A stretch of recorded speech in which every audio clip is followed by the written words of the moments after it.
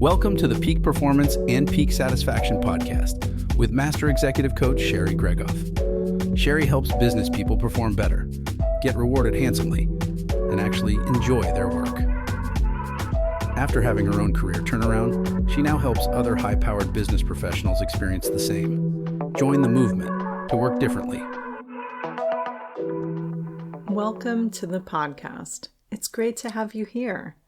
This week, I offered a masterclass on taking back our calendar to free up time for what's most important. I am taking one segment of that class and sharing it with all of you here in this podcast. If you would rather watch the video itself and catch all of the Q&A from participants sharing their conundrums so that you can borrow from the solutions shared, go to the first link in the show notes now to watch there instead. Otherwise, keep listening in and enjoy this replay of Take Back Your Calendar. It's time to take your day by storm and rule the day rather than letting it rule you. Until next time. We are going to unpack the problem behind the problem of our overscheduled calendars so that we can resolve the root cause together. I will show you what is possible when you lead, how your time is spent, and the solution to take control of your calendar and stay in power over your time. So for those of you looking for help in implementing this in your work and life, day in and day out, I will share next steps on how I can support you in implementing what you learned today at the end of the class. Now, again, if you have questions or even comments as we go, just drop them in the Q&A at the bottom of your Zoom screen. Now, the Q&A has been set up where it's coming directly to me. So this is private. I won't shout you out, I promise. I like to keep it where you can feel open to just share what you'd like to with the group. So I see comments here. The webinar chat is visible to everyone, but if you want to send me a question privately, you can do that in the Q&A. And chances are, if you are thinking it, someone else likely is too. So ask away and we can make this interactive. All right, are you ready? Let's get into this. So first, the dilemma. Let's talk about what is going on when it comes to our overscheduled calendars. So here we've got a little cost-benefit analysis for business people, so it always comes back to this.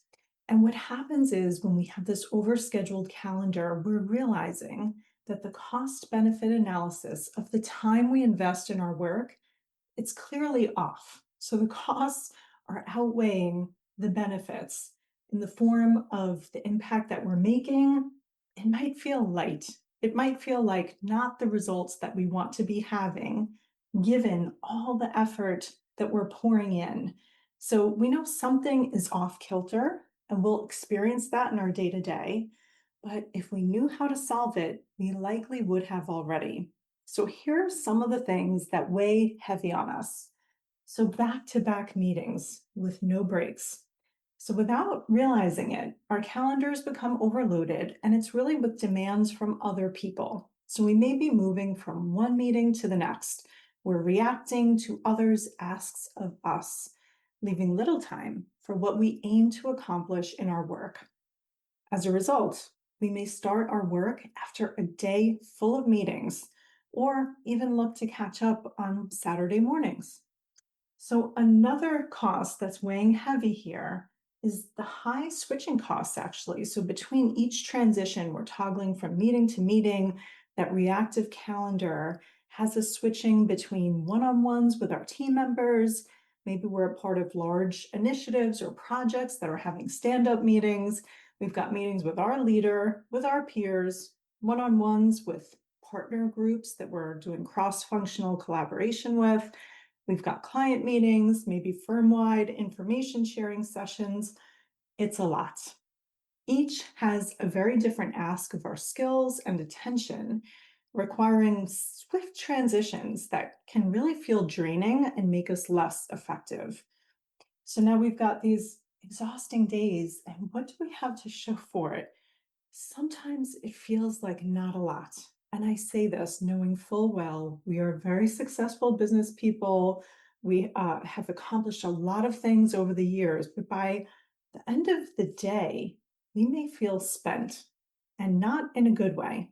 Our adrenaline is usually sky high from rushing around, we're reacting to problems, we're solving urgent needs all around us. We may feel a bit shell shocked or traumatized from giving without thought throughout the day. Now, this may leave us too tired to enjoy our evenings. You know what I mean. We're maybe unable to turn off from that frantic pace that we've kept up throughout the workday. We may feel disappointed that despite all this effort, it may not have really made a difference. So, as we explore why exactly this is a problem, let me share the top complaints. This is like the most common symptoms that can be indicators that it's time to write this equation, the scale of costs and benefits. And this will put a finer point on the conundrum that most of us business professionals face. So, symptoms. See if you relate to these. And for each one, I'm going to share the fix, the countercultural habit that is available to us. I can't get to my actual work and during the day because I'm running from meeting to meeting, and my real work begins after my meetings at the end of the day when I'm already spent and really would rather be starting my evening and putting work down. Instead, that's when we can start digging out from the work that's piled up while we've been in meetings all day. As leaders, we may put pressure on ourselves to be independent contributors and managers. So we've got to start our day as an IC after the full days of meetings. Now, I have lived this for many years myself, this old habit of holding that deep work until after meetings. The state it has us in is that we're feeling conflicted. So the new habit that I invite you to explore today is that maybe your day job is meetings. Don't automatically put this burden on yourself that after the meetings is when you start adding value. Remember that you can add value in the meetings and it counts. Recognize that time may actually be the value your organization needs from you. And then you can protect time for the deep work, not for the end of the day when you're already spent, but proactively. And we're going to come back to that later on how to do that. The second symptom that I hear most often from business people are that we sit in these meetings and they're a waste of time. Everything is a meeting. My boss runs meetings where we talk in circles, we postpone decisions, and we don't make progress. So does that cross-functional collaboration effort I'm a part of. So how does that make us feel? The wasted time in meetings, we feel frustrated. So the new habit that I invite you to today is to raise the bar around you, to be a part of the positive change that you want to see, even if it's not your meeting. Even if it's your boss's meeting, you can show up and be the strongest energy in the room. And you can raise the bar for gathering as groups. We're going to talk about specific ways to do this today that's very graceful, very elegant, will keep your colleagues on point following with you. Let's talk about the next symptom. So we may feel stressed from that toggling, the switching costs I talked about earlier, toggling from those back-to-back meetings, such that we're like this ball of stress. There's countless topics. Every meeting format is different throughout the day, and we arrive home a shell of a human, probably not wanting to talk at all because there's been so much talking through the day. We might want to hide in a ball on the couch and just let our minds rest. But we know this is actually when we're supposed to show up and connect with the people that we love the most, or even get in physical activity for our health. But we may feel shot after following this calendar of toggling, and it may actually have us dreading the next workday too. So what state does that leave us in? It's exhausted. So the new habit that I invite you to today is to address this high switching cost in your calendar by grouping like activities together. You will be able to move through your day with more ease and less shell shock of the adrenaline rush and dopamine hit of finding the fire and putting it out. The adrenaline, the dopamine, and that rush, that cycle can continue when we get home if we don't turn it off. So if this is ringing a bell, I want you to know that I have been there too. Nearly all of my clients as well. So you are not alone. We are going to move on to the problem behind this problem, the root cause of these symptoms. This is where the magic happens. This is like, it's right here. You're going to see behind the curtain. And once you see it, you can't unsee it. Once you see it, you will be onto yourself. So here are 4 root causes of why our calendar is overscheduled in the first place. So I'm going to offer to you, it's these perspectives, and I'm going to share with you how each one gives our personal power away to someone or something else. So first, we believe we have to keep everyone happy. So we people please others. Everyone who wants time with us, they're running our calendar. They're running our time and deciding where we give our talent, where we progress towards our goals, our outcomes, and even our work-life balance. So if keeping colleagues happy is keeping you from taking care of yourself or making events for your family, let this be a wake-up call that there is usually a reason why we need everyone happy. So one common example is that we feel they are responsible for our promotion, our compensation, even at the core, our job security. And when that defines our self-worth or our overall safety, that's when we tend to hustle and grind to keep it intact as a matter of self-preservation.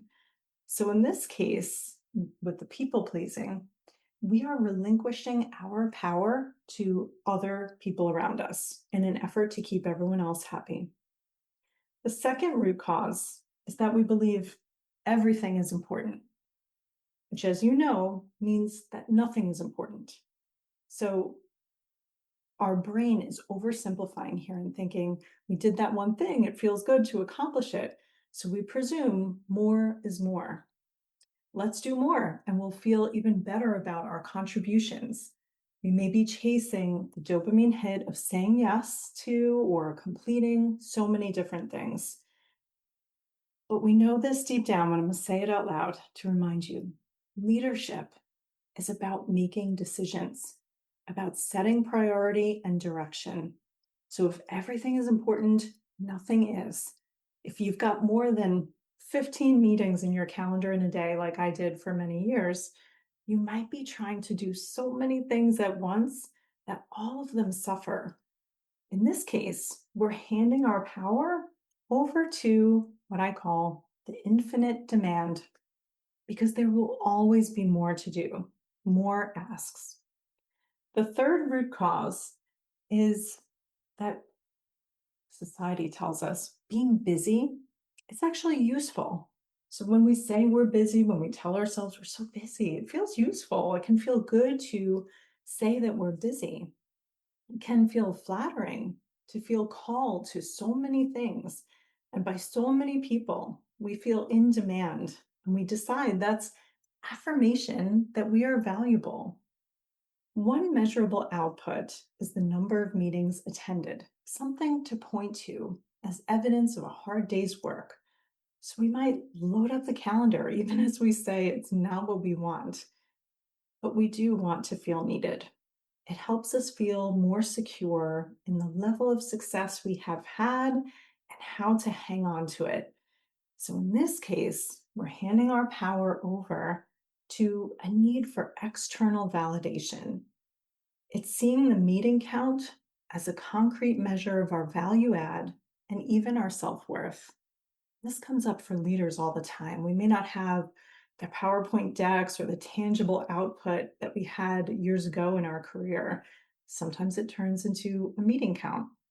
Now, the fourth root cause is that we couldn't trust anyone else to run the meeting, to do it quite the way that we do, to influence like we would, to cut through the noise, to drive results.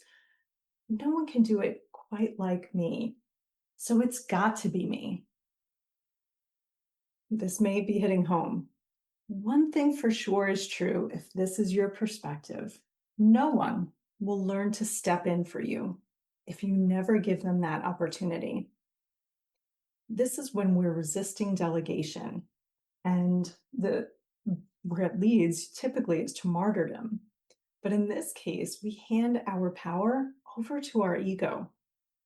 It's wanting to be the hero ourselves that has us hoarding tasks and resisting delegation. Okay, let's pause here. Take a deep breath. You may feel like some of these scenarios are reading your mail. Maybe it's more than one. There is a reason. It's because we all fall into these thinking traps. But the good news is that you turned up today because you're ready to face what's behind this busy calendar and work differently. So we've covered where we have been, how we got here with this calendar we have, but now we get to move forward differently. So if you follow my work, some of you have for a long time, you know that I like to work differently. And I'd like to offer you up a new mindset for you to adopt. So, new mindset, new actions, create new outcomes. That's what we're here for. Now, let me warn you, this may feel like straight up revolution. You may have never heard people talk about the calendar in quite this way. Are you ready? Our calendar is how we spend our day, so we protect it. It either rules us or we rule it. So we decide how we spend our time and to what we give our energy and talents. We are in control of our day. We have 100% of the power over our time. It starts right now. We take radical accountability for our calendar, our time, our energy, and priorities. We know that if we don't take the lead in our calendar, everyone around us will take it. We'll end up frustrated, overwhelmed, exhausted because of that, from going through the motions and following the calendar as it's dictated to us, feeling conflicted and drained. But not today. We can take the lead in our time and spend it with intention, designing our days with care, and being present, trusting the calendar we set, feeling purposeful, and at the end of the day, fulfilled and content, looking forward to tomorrow rather than dreading it. This choice is ours, and today we are making it. We are empowered with our time, and we no longer choose to give that power to others or to our situation. Our colleagues will respect our time more. We can train others how to access our time. We can say no without harming the relationship. In fact, it is our duty to responsibly steward the company's resources. In this case, the time and energy from us that the company is actually paying us for. So it is our duty to put them to work in the most impactful way. So we say no to things. We set boundaries that protect the asset, which in this case is us. If we burn out or walk off the job from it being too much, that's not what anyone wants. Nobody wins. So our time is precious. We spend it wisely with every hour accounted for. This is an important dimension of our leadership that is in our best interest and that of our company. So we are not going to gloss over it. Now, when you practice and adopt this mindset, you can expect a new set of outcomes. We're going to talk about the new actions in a little bit. But first, I want to emphasize what outcomes are truly available to you. So first, higher impact, higher ROI activities. You can be selective in choosing which activities receive your time, your energy, your talent. You can pause to consider that cost-benefit analysis before committing to any ask. And so with that, you ensure that your precious effort, it's allocated with care. You enjoy higher impact for every ounce of energy expended, every day spent. You can enjoy scheduled priorities and prioritize your schedule. You set your priorities and you plan the calendar around them. You don't ever do that usually, but when you put the priorities in your calendar in order, it's amazing how it falls into place. And then you just honor the schedule, following through on the carefully designed day as planned. When seemingly urgent asks arise, you thoughtfully weigh whether they are deserving to have you adjust your priorities. So then, at the end of the day, you experience purpose, fulfillment, and alignment. Each day was spent with intention. Now you feel fulfilled from giving your energy to the most important things. Your calendar aligns with your priorities, so you keep your integrity intact and you don't feel compromised or conflicted. You will know exactly where your time was spent, and you can rest easy now, knowing it was worth it. This is quite a different place from the overscheduled calendar, isn't it? And it's completely doable for you. It's actually simple, but it's not always easy. So we covered the new mindset, but now let's talk about the new actions, the new approach. So you probably heard this as you were signing up for this time together. But the first thing that you're going to need to do is here it is right in front of me, to free up your time. It's easy to say, hard to do sometimes. But remember, you're freeing up your time for what's most important. So it's worth it. It's worth the little bit of grind and effort to get there. And I actually call it, with my clients, the golden hour. We set a golden hour. This is just like the branding I use, and it helps us always refer back to that. Time that you're setting aside for deep work. Time where you know you can give your full concentration to the priority that is going to have the biggest impact in your career. So for some, it's putting together that strategic plan, setting strategic direction for a team. For others, it might be creating that client proposal that really is going to take some thought leadership, and it's impossible to squeeze in between meetings. For some of my clients, this golden hour is more like 30 minutes. For others, it might be a 2-hour block in their day. But we create this time in their calendar specific to their situation. So how do you free up the time? For some, we decline meetings. We shorten meetings. We carefully evaluate the frequency of recurring meetings, and we make them less frequent as appropriate. We send delegates to certain meetings. We may retire a meeting, merge it into another forum, or transition it to an email update. The end result is the same: allocated time to deep concentration work. I help the people I work with find all the many options available to them to free up time that aren't immediately recognizable because of some of those root causes that we discussed earlier. So I invite you to pause here. And even as you think about your calendar, again, we get so laser focused just following it. How can you block the golden hour on your calendar daily?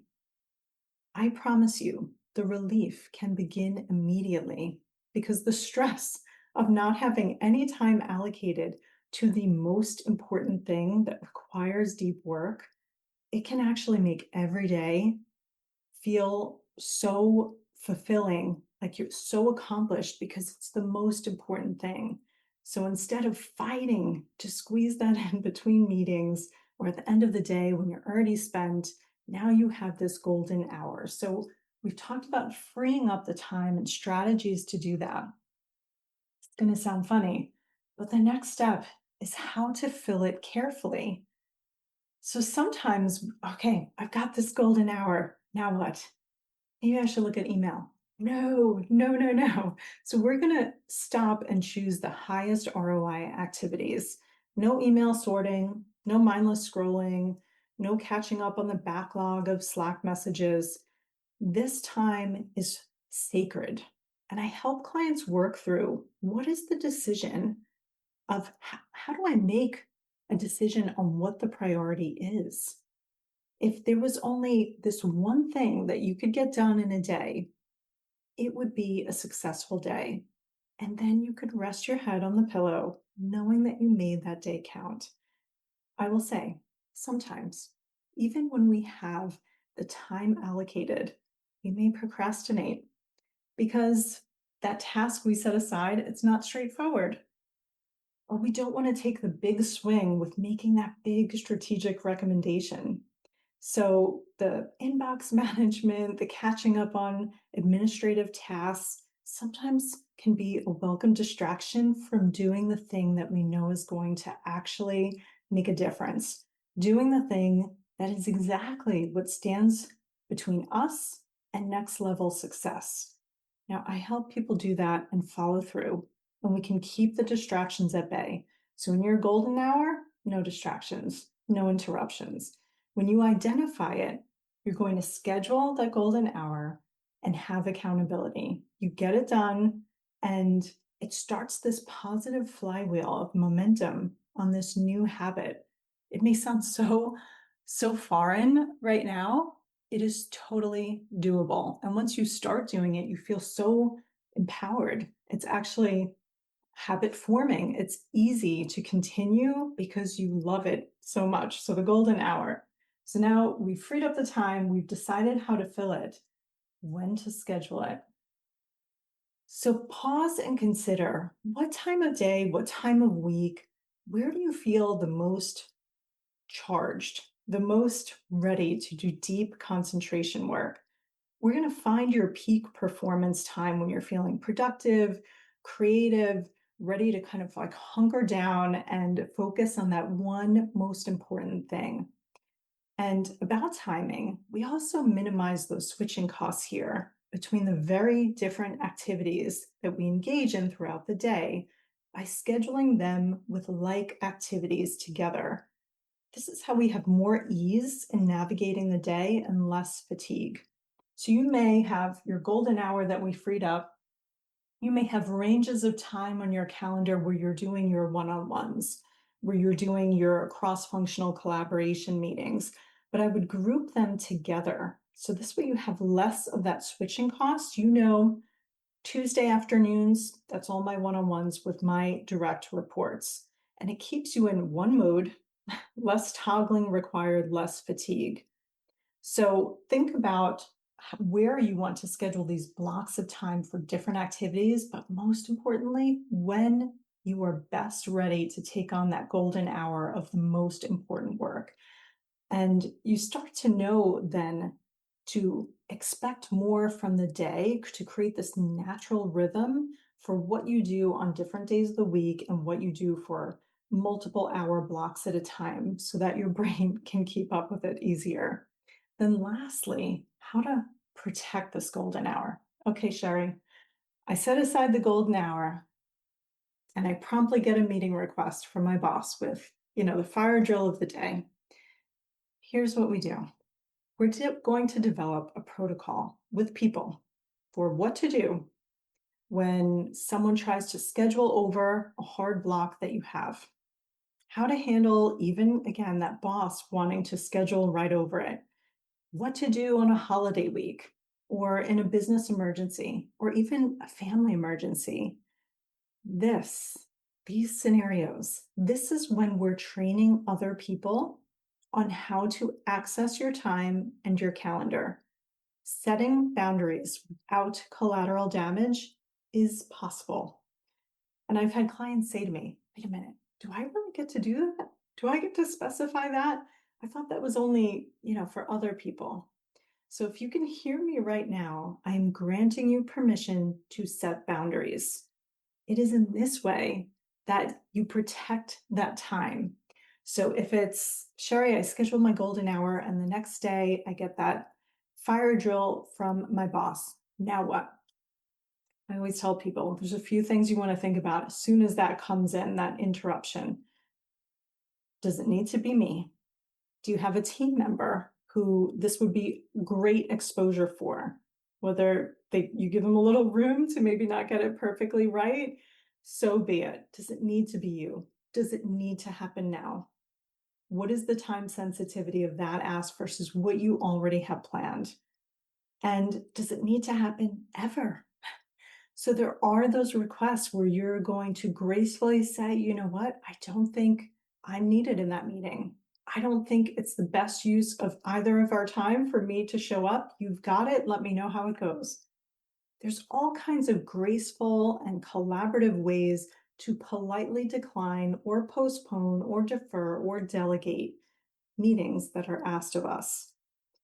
So we've booked that golden hour. We're doing it at our peak performance time, and then we protect it and we honor that new calendar that we set.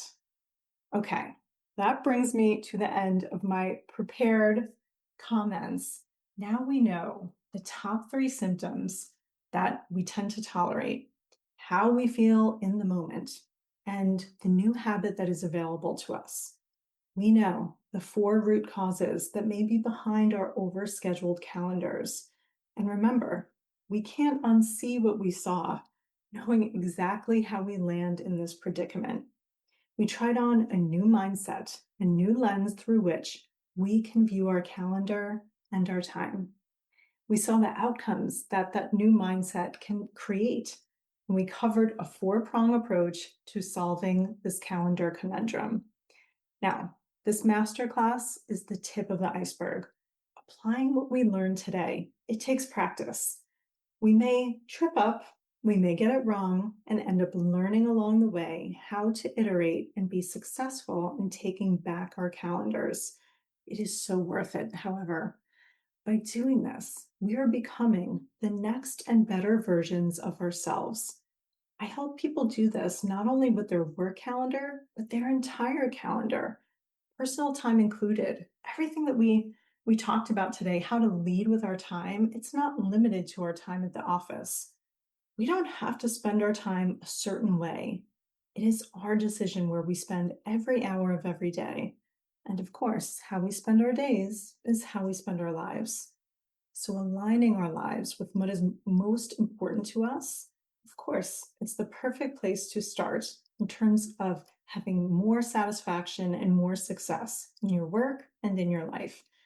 It will be difficult to have the impact that we aim to have in our work and in this world if we can't master how our time is spent and decide that proactively and with intention. When coaching clients, they may actually share their screen with me, share their calendar, and together we look at this overloaded, conflict-heavy, so many different transitions and conflicts in the day, and we recreate it. We start over, designing, where's my golden hour? Where are my different ranges for the different types of work that I know happen every week? How can I show up my best by scheduling it at the times that I know I will be able to perform in the specific requirements asked of me in that meeting? I hold them accountable.